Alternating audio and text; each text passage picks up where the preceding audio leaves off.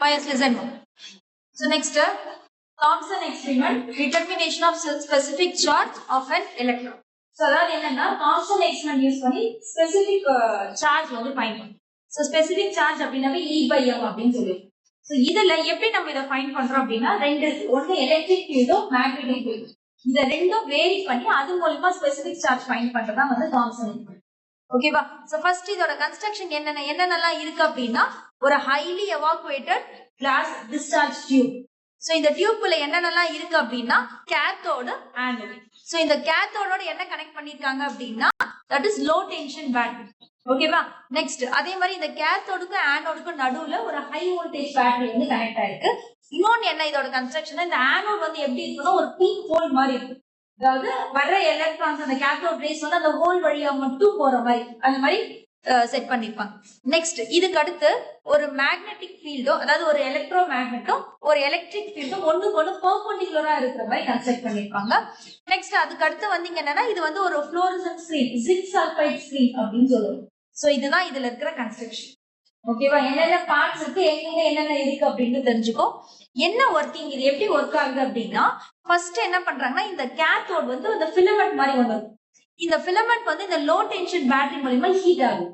Heat ஆன உடனே இப்ப நம்ம ஆல்ரெடி நம்ம தெர்மியானிக் எமிஷன் படிச்சிருக்கோம். என்ன தெர்மியானிக் எமிஷன்ஸ்னா ஹீட் பண்ணி அது மூலமா எலக்ட்ரான்ஸை வெளியே எடுக்கிறது. சோ அப்ப எனக்கு இங்க இருந்து வெளியே வந்தோடனே இதுல இருந்து எனக்கு கேத்தோட் ரேஸ் வந்து வெளியே வருது. அப்ப எனக்கு இங்க இருந்து வெளியே வந்த உடனே எனக்கு இந்த கேத்தோடுக்கும் ஆனோடுக்கும் இருக்கிற ஹை வோல்டேஜ் பேட்டரி மூலமா இன்னும் அந்த எலக்ட்ரான்ஸ் வந்து அதிகமா வந்து ஆக்சிலரேட் ஆகுது. சோ ஆக்சிலரேட் ஆயிட்டு நெக்ஸ்ட் வந்து இந்த ஆனோட்ல இருக்கிற பிங்க் ஹோல் வழியா அந்த எலக்ட்ரான்ஸ் அந்த கேத்தோட் ரேஸ் வந்து பாஸ் ஆகுது. சோ இப்படி பாஸ் ஆனோடனே எனக்கு இந்த இடத்துல எனக்கு எலக்ட்ரிக் ஃபீல்ட் டர்ன் ஆஃப் ஆகி இருந்துச்சுன்னா கேத்தோட் ரேஸ் வந்து நேரா போய் எனக்கு ஸ்ட்ரைக் ஆகும். அந்த ஸ்கிரீனோட சென்டர் அந்த ஓ பாயிண்ட்ல ஸ்ட்ரைக் ஆகும். ஓகேவா? அப்ப எனக்கு அந்த மேக்னெட்டிக் ஃபீல்ட் அட்ஜஸ்ட் பண்ணும் அப்படின்னா next magnetic field turn of பண்ணிட்டு நான் எலக்ட்ரிக் ஃபீல்ட வேரி பண்றேன்னா இப்ப எனக்கு இது கேத்தோட் ரேஸ் அப்படின்னாவே பாசிட்டிவா நெகட்டிவா? நெகட்டிவ். அப்ப எனக்கு இது பிளஸ் 2 மைனஸ், அதாவது பிளஸ் நெகட்டிவ் பிளேட்ஸ் இருக்கிறப்ப எனக்கு பாசிட்டிவ் பிளேட்ஸ் மேல இருந்துச்சுன்னா வர கேத்தோட் ரேஸ் இங்க போய் ஸ்ட்ரைக் ஆகும். சப்போஸ் எனக்கு இந்த பாசிட்டிவ் எனக்கு கீழே இருந்துச்சுன்னா கேத்தோட் ரேஸ் வந்து இந்த பக்கம் வந்து ஸ்ட்ரைக் ஆகும். அதுதான் உங்களுக்கு இந்த மாதிரி கொடுத்துருக்காங்க. ஓகேவா? இவ்வளவுதான் இந்த டயக்ராமோட எக்ஸ்பிரஷன். புரியுதா? இது நீங்க ஓனாவே எழுதலாம். டயக்ராம் போட்டுட்டு என்னென்ன பார்ட்ஸ் எங்க கனெக்ட் ஆயிருக்கு, ஒவ்வொரு பார்ட்ஸோட ஃபங்க்ஷன் இல்லை, எப்படி வந்து அந்த ரேஸ் வந்து போய் எனக்கு ஸ்கிரீன்ல போய் இது ஸ்ட்ரைக் ஆனோட எனக்கு அந்த இடத்துல என்ன ஆகும்னா ஒரு ஸ்பார்க் மாதிரி வந்து ப்ரொடியூஸ் ஆகும், ஒரு பிரைட்னஸ் மாதிரி ப்ரொடியூஸ் ஆகும். இது தாம்சன் எக்ஸ்பெரிமெண்டோட கான்செப்ட். ஓகேவா? சோ நெக்ஸ்ட் இதுல வந்து ஒரு 3 கேஸ் கொடுத்திருக்காங்க. ஃபர்ஸ்ட் வந்து என்னன்னா determination of velocity of cathode rays. அதாவது அந்த கேத்தோட் ரேஸ் வெளியே வந்துச்சு அதோட வெலாசிட்டி எப்படி ஃபைண்ட் பண்ணலாம் அப்படின்னா சோ இதுக்கு எலக்ட்ரிக் ஃபீல்ட ஃபிக்ஸ்டா வச்சு, எலக்ட்ரிக் ஃபீல்ட வேரி பண்ணவே கூடாது. எலக்ட்ரிக் ஃபீல்ட ஃபிக்ஸ்டா வச்சுட்டு மேக்னெட்டிக் ஃபீல்ட அட்ஜஸ்ட் பண்றோம். சோ அப்ப மேக்னெட்டிக் ஃபீல்ட் அட்ஜஸ்ட் பண்றப்ப எனக்கு கேத்தோட் ரேஸ் வந்து எங்க போய் ஸ்ட்ரைக் ஆகும்? நான் சொன்னேன் இல்லையா, எலக்ட்ரிக் ஃபீல்ட வேரி பண்ணாதான் மேலேயும் கீழே ஸ்ட்ரைக் ஆகும். எனக்கு எலக்ட்ரிக் ஃபீல்ட நான் டர்ன் ஆஃப் பண்ணிட்டேன், மேக்னெட்டிக் ஃபீல்ட மட்டும் நான் வந்து அட்ஜஸ்ட் பண்றேன் அப்படின்னா எனக்கு என்ன ஆகும்? ஸ்ட்ரைட்டா போயிட்டு வந்து எனக்கு என்ன ஆகும்? அந்த ஸ்கிரீன்ல வந்து ஸ்ட்ரைக் ஆகும். ஓகேவா? இது நெக்ஸ்ட் இப்போ எனக்கு இந்த இடத்துல magnetic force is balanced with the electric force. அப்ப எனக்கு இந்த மாதிரி எனக்கு இதாகிறப்ப எலக்ட்ரிக் ஃபோர்ஸும் மேக்னெட்டிக் ஃபோர்ஸும் பேலன்ஸ்டா இருக்கிற கண்டிஷனை வச்சு நம்ம வெலாசிட்டி வந்து ஃபைண்ட் பண்றோம். இப்போ எனக்கு எலக்ட்ரிக் ஃபோர்ஸ்னா இதோட ஃபார்முலா வந்து என்ன? எலக்ட்ரிக் ஃபீல்ட்னா F by Q. அப்ப F is equal to Q into E. அதே மாதிரி எனக்கு இந்த இடத்துல மேக்னெட்டிக் ஃபோர்ஸ் PQV sin θ வரும். இந்த இடத்துல எனக்கு அது ரெண்டுமே ஒன்னு ப்ரூவ் பண்ணிக்கலாம். இந்த sin அந்த வேல்யூ வந்து 1 ஆயிடும். சோ அப்ப எனக்கு F is equal to BQV. இது எலக்ட்ரிக் ஃபோர்ஸோட வேல்யூ, இது மேக்னெட்டிக் ஃபோர்ஸோட வேல்யூ. அப்ப இத எடுத்து நீ கம்பேர் பண்றப்ப நம்ம Q க்கு பதிலா இந்த இடத்துல என்ன யூஸ் பண்ணோம்? E electron. அப்ப E is equal to இந்த Q க்கு பதிலா BeV அப்படின்னு போடலாம். சோ அப்ப எனக்கு ஒரு E வந்து கேன்சல் ஆயிடுச்சு. அப்ப E is equal to B into V. So நம்ம என்ன ஃபைண்ட் பண்றோம் இதுல ஃபர்ஸ்ட் கேஸ்ல? வெலாசிட்டி. அப்ப எனக்கு B is equal to E by V அப்படின்னு. இது ஃபர்ஸ்ட் கேஸ். சோ இந்த மாதிரி நீ ஷார்ட்டா எழுதிட்டா உங்களுக்கு ஈஸியா இருக்கும் படிக்கிறது. ஃபுல்லா தியரியா படிக்கிறத விட மெயின் பாயிண்ட்ஸ் என்னவோ அதை மட்டும் எழுதிட்டீங்கன்னா ஈஸியா இருக்கும். சரியா? இது நெக்ஸ்ட் அடுத்தது determination of specific charge.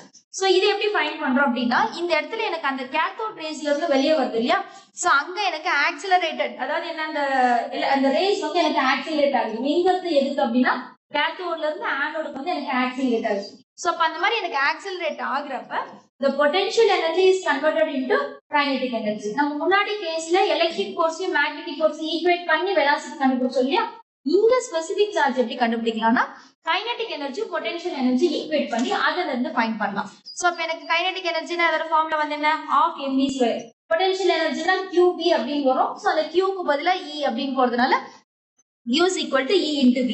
So அப்ப இது ரெண்டுத்தையும் நம்ம கம்பேர் பண்றப்ப ev is equal to 1/2 mv². So specific charge அப்படினா என்னன்னு சொன்னேன்?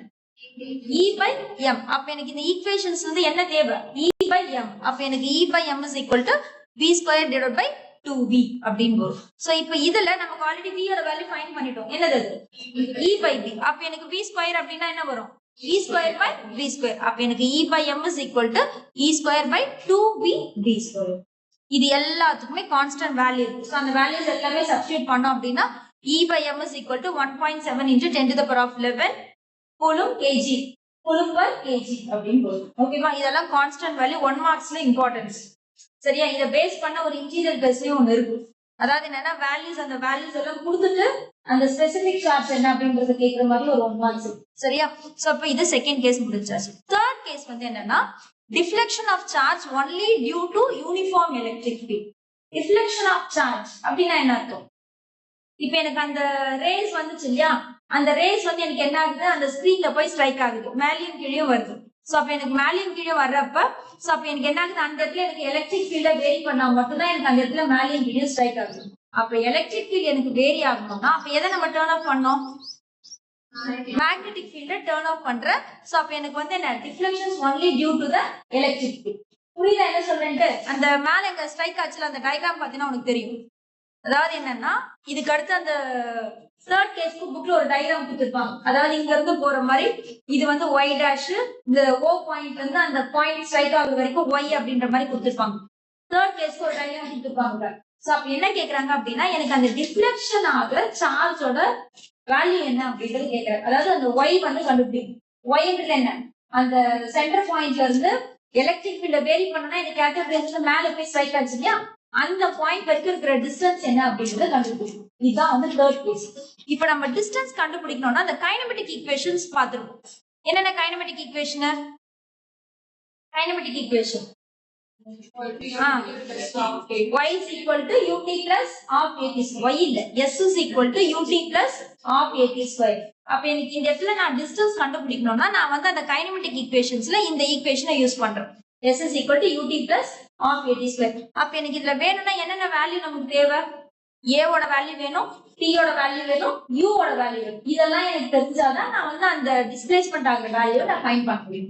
சோ அப்ப எப்படி கண்டுபிடிக்கலாம்? எனக்கு ஃபர்ஸ்ட் a ஓட வேல்யூ நான் ஃபைண்ட் பண்றதுக்கு நியூட்டன் செகண்ட் லா ஃபார்முலா வந்து யூஸ் பண்றேன். ஆனா Newton second law formula F is equal to ma. அப்ப நான் இந்த இடத்துல நான் எதை வேரி பண்றேன்? மேக்னெட்டிக் ஃபீல்ட டர்ன் ஆஃப் பண்ணிட்டேன், எலக்ட்ரிக் ஃபீல்ட வேரி பண்றேன். அப்ப எனக்கு அந்த இடத்துல என்ன ஃபோர்ஸ் ப்ரொடியூஸ் ஆகும்? எலக்ட்ரிக் ஃபோர்ஸ் ப்ரொடியூஸ் ஆகும். அப்ப எனக்கு F is equal to Q into E. Q க்கு பதிலா E into E போடும். இது electric force. So Newton second law formula F is equal to m into A. So நம்ம எல்லாமே வந்து எலக்ட்ரானோட அந்த ரேஸ் ஃபைண்ட் பண்றதுல எல்லாத்துலயும் கீழ சஃபிக்ஸ்ல E போடுறோம். சோ அப்ப F is equal to m into A into E. அப்ப இது ரெண்டையும் கம்பேர் பண்ண இது இதே கம்பேர் பண்றப்ப ma is equal to E into E. எனக்கு என்ன தேவை? ஆக்சிலரேஷன்ஸ் தான். ஏன் ஆக்சிலரேஷன் தேவை? அந்த s is equal to ut plus half at square தான் நம்ம கண்டுபிடிக்க போறோம். அப்ப எனக்கு அது வேணும்னா எனக்கு ஆக்சிலரேஷன் தேவை, டைம் தேவை, நெக்ஸ்ட் அடுத்து வந்து என்ன? u ஓட வேல்யூ தேவை. இது மூணும் தெரியும். சோ அத தெரியறதுக்காக தான் ஆக்சிலரேஷனுக்கு நியூட்டன் செகண்ட் லா ஃபார்முலா பண்ணி யூஸ் பண்ணி ஆக்சிலரேஷனோட வேல்யூ ஃபைண்ட் பண்ணியாச்சு. நெக்ஸ்ட் அடுத்து எனக்கு டைம் ஓட வேல்யூ தெரியும். சோ அப்ப எனக்கு velocity is equal to displacement by time taken. அப்ப எனக்கு t is equal to என்ன ஆகும்? d by v. அப்ப எனக்கு t எனக்கு அந்த டயகிராம்ல எனக்கு அந்த டிஸ்டன்ஸ் எவ்வளவு கொடுத்திருப்பாங்க? அந்த ரெண்டு பிளேட்டுக்கு நடுவுல இருக்கிற டிஸ்டன்ஸ் வந்து l ன்னு கொடுத்திருப்பாங்க. அதனால நம்ம அந்த t க்கு பதிலா l ன்னு போடலாம். t is equal to l by v. இது செகண்ட் ஈக்குவேஷன். சோ எனக்கு ஸ்டார்டிங்ல இனிஷியல் வெலாசிட்டி என்ன? 0. அப்ப எனக்கு a ஓட வேல்யூ தெரிஞ்சிருச்சு, t ஓட வேல்யூ தெரிஞ்சிருச்சு, u ஓட வேல்யூ தெரிஞ்சிருச்சு. சோ அப்ப இது மூணுத்தையும் நம்ம இந்த ஈக்குவேஷனை சப்ஸ்டிட்யூட் பண்றப்ப s க்கு பதிலா என்னன்னு போடலாம்? y dash. சோ அப்ப எனக்கு அந்த இப்படி மேல போகுது இல்லையா? அந்த போகிற அந்த டிஸ்பிளேஸ்மென்ட் வந்து y dash. u ஓட வேல்யூ வந்து 0 ஆயிடுச்சு. 1/2. a ஓட value e by m. Next வந்து t வந்து என்ன? T வந்து என்ன L by V. அப்ப T ஸ்கொயர்னா L square by V square. So next இருக்கிற டேர்ம் அப்படியே போட்டுக்கிறேன். எனக்கு V க்கு என்ன வேல்யூ சப்ஸ்டிட்யூட் பண்றேன்? E by V. அப்ப எனக்கு V ஸ்கொயர்னா E square by V square வரும். அந்த V ஸ்கொயர் மேல போயிடுச்சு. ஒரு E க்கு ஒரு E வந்து கேன்சல் ஆயிடுச்சு. சோ அப்ப y dash is equal to 1 by 2 E by M L square B square by E. So இங்க என்ன கொடுத்திருக்காங்கன்னா y is directly proportional to y dash. அப்படின்னா என்ன அர்த்தம்? இப்ப எனக்கு அந்த இடத்துல இப்படி போச்சு இல்லையா, அந்த ரேஸ் வந்து இப்படி எனக்கு மேல போறப்ப இந்த டிஸ்டன்ஸ் எனக்கு y dash, இங்க இருந்து அந்த ஓல இருந்து அது மேல அந்த ஸ்கிரீன்ல போய் ஸ்ட்ரைக் ஆச்சு பாரு, அந்த பாயிண்ட் டு கோ. அப்ப எனக்கு இது இன்க்ரீஸ் ஆச்சுன்னா எனக்கு அதுவும் இன்க்ரீஸ் ஆகும். y dash இன்க்ரீஸ் ஆச்சுன்னா y வந்து எனக்கு இன்க்ரீஸ் ஆகும். அப்ப அது ரெண்டு எப்படி எனக்கு directly proportional. So அப்ப y is directly proportional to y dash. அப்ப y is equal to ஒரு constant of that is c y dash. So y dash நம்ம என்ன முன்னாடி கண்டுபிடிச்சோமோ அதை அப்படியே இந்த இடத்துல சப்ஸ்டிட்யூட் பண்ணிட்டோம். ஓகேவா? So அப்ப y is equal to c. இந்த டேர்ம் அப்படியே போட்டுக்க. நெக்ஸ்ட் நமக்கு என்ன தேவை? தாம்சன் எக்ஸ்பெரிமெண்ட் என்ன ஃபைண்ட் பண்றதுக்காக? ஸ்பெசிபிக் சார்ஜ் ஃபைண்ட் பண்றதுக்கு. அப்ப எனக்கு E by M இந்த சைடு வச்சுட்டு ரிமைனிங் இருக்கிற டேர்ம் எல்லாமே இந்த சைடு பண்றோம். சோ இதுக்கு எல்லா வேல்யூஸும் சப்ஸ்டிட்யூட் பண்ணா நமக்கு வர ஆன்சர் வந்து 1.7 into 10 to the power of 11 coulomb per kg. ஓகேவா? கிளியரா அண்டர்ஸ்டாண்ட் ஆகுதா? சோ இந்த மாதிரி எழுதிட்டீங்கன்னா உனக்கு ஈஸியா இருக்கும். நம்ம புக்ல வந்து அப்படியே ஃபுல்லாவே கொடுத்திருப்பாங்க. சோ இதை எழுதிறப்ப ஜஸ்ட் நமக்கு அந்த டயகிராமோட எக்ஸ்பிளனேஷன் மட்டும் எழுதிட்டு வெலாசிட்டி அடுத்து வந்து ஸ்பெசிபிக் சார்ஜ் ஃபைண்ட் பண்ணி ஜஸ்ட் வேற ஈக்குவேஷன்ஸ் மட்டும் எழுதினா கூட போதும். ஓகேவா? கிளியரா அண்டர்ஸ்டாண்ட் ஆகுதா? சோ இது வந்து 9th சாப்டர்ல ஒரு இம்பார்ட்டன்ட் பப்ளிக் கொஸ்டின்ஸ்னே சொல்லலாம், ஜேஜே தாம்சன் எக்ஸ்பெரிமெண்ட். ஓகேவா?